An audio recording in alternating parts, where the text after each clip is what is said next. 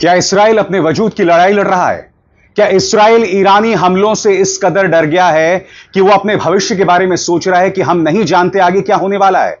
आखिर bomb shelters में जो तमाम इस्राएली नागरिक दिखाई दे रहे हैं, उनके चेहरे पर जो डर है वो क्या कह रहा है? और सबसे बड़ी बात, खुद अमेरिकी और इस्राएली अधिकारी अपने भविष्य के बारे में क्या कह रहे हैं और मौजूदा वजूद के बारे में क्या कह रहे हैं? इसका जवाब आप जानेंगे तो आपके होश उड़ जाने वाले हैं दोस्तों। वो इसराइल जिसने ईरान के टॉप मिलिट्री कमांडर्स को मार दिया, उनके परमाणु वैज्ञानिकों को मार दिया, उनके करीब 200 नागरिकों को मार दिया, वो अपने वजूद को लेकर डरा हुआ है। यह अपने आप में बहुत कुछ कहता है दोस्तों।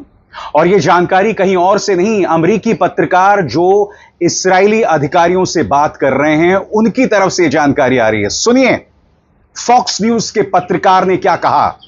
फॉक्स न्यूज के पत्रकार का कहना है कि मेरी बातचीत जो है वो तमाम इस्राएली अधिकारियों से हो रही है और ऐसा कभी नहीं हुआ पहले। यह अप्रत्याशित है। इस्राएल डरा हुआ है अपने भविष्य को लेकर। सुनिए उनके पत्रकार क्या कह रहे हैं।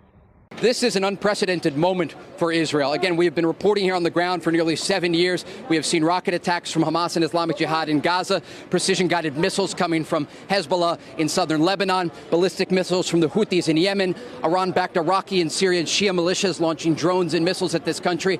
What we are seeing today, Israel has never faced. And Israeli officials tell us they are fighting for their survival. Trey, Guys, back to you.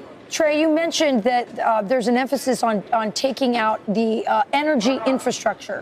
और जैसे मैंने बताया दोस्तों, जैसे कि आप इन तस्वीरों में देख सकते हैं, बॉम्ब शेल्टर्स में तमाम इस्राएली नागरिक यहां पर दिखाई दे रहे हैं। खौफ पसरा हुआ है।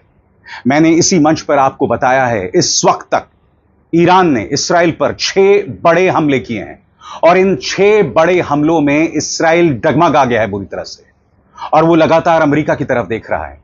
उसकी आखिरी उम्मीद यही है कि अमेरिका उसकी मदद करेगा ईरान के खिलाफ।